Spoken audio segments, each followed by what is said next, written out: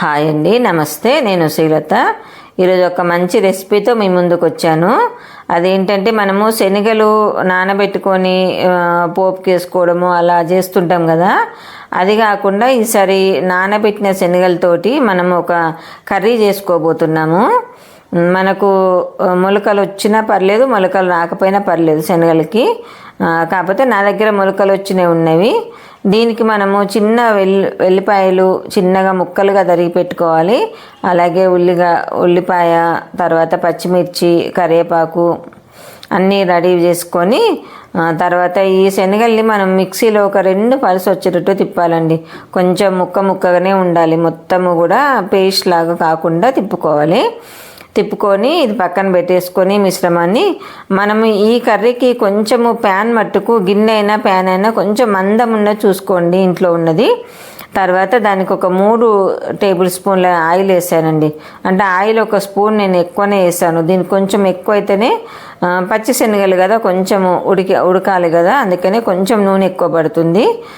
తర్వాత ఆవాలు, జీలకర్ర, మన వెల్లిపాయలు చిన్నగా తరిగాం కదా, అవి ముందు వేసేసి ఒకసారి తిప్పేసి తర్వాత ఉల్లిపాయ ముక్కలు, అలాగే పచ్చిమిర్చి, కరివేపాకు అన్నీ వేసుకొని పోపు వేగగానే మనం ఏం చేయాలంటే వెంటనే స్టవ్ని మనం లోలో పెట్టేసుకోవాలి. ఇక్కడ నుంచి ప్రాసెస్ అంతా లోనే ఉండాలండి. స్టవ్ కొంచెం హైలో ఉంటే ఏంటంటే ఈ కర్రీ త్వరగా మాడిపోయే అవకాశం ఉంది. కాబట్టి చిన్న మంట మీద అలా వేసుకొని ఇప్పుడు పసుపు కూడా వేసేసుకొని మనము కూరకు సరిపడంత పసుపు వేసేసుకొని ఇప్పుడు ఇదంతా ఒకసారి కలిపేసి మనం ముందుగా మిక్సీ పట్టుకున్నాం కదా శనగలది, అది వేసేసుకోవాలి. చూసారా, ఆ విధంగా వేసేసి మొత్తం కలపాలండి. చక్కగా కలిపేసి పోపు అంతా ఈ శనగల మిశ్రమానికి పట్టేట్టుగా కలిపేసి తగినంత ఉప్పు, కారం మట్టుకు మీరు చూసి వేసుకోండి. ఎందుకంటే ముందు మనం పచ్చిమిర్చి వేసాం కదా, దానికి అనుగుణంగా మనము తినేదాన్ని బట్టి కొంచెం అంత మీకు సరిపడంత వేసుకోండి. నేనైతే ఒక స్పూన్ వేసానండి కారం కూడా. అంటే పచ్చిమిర్చి కారం బాగుంటే మాత్రం కొంచెం తగ్గించేసుకోండి. తర్వాత దీన్ని ఉప్పు కారం అంతా మిశ్రమానికి పట్టేట్టుగా చేసి ఇప్పుడు మనకి ఇది ఉడకాలి కదా, ఒక 4 నిమిషాల పాటు ఇది ఉడకాలండి. మనకు అది ఉడకాలంటే ఒక చిన్న టిప్ అండి.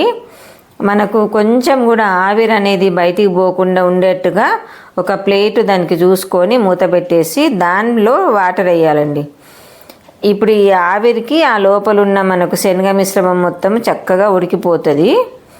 దీన్ని పాటోలి అంటారండి, ఈ కర్రీ పేరు. చూసారా, చక్కగా ఉడికిపోయింది. స్టవ్ మట్టుకు లోనే ఉంచండి. మనం పోపు అయిపోయిన పంచి లో ఉంచండి. వీలైన వాళ్ళు ఇలా ట్రై చేసుకొని చూడండి. ఇది వేడి అన్నంలోకి నెయ్యి వేసుకొని తింటే చాలా టేస్టీగా ఉంటుందండి. ఓకే ఫ్రెండ్స్, మరొక మంచి కంటెంట్తో మళ్ళీ మీ ముందుకు వస్తా. బాయ్.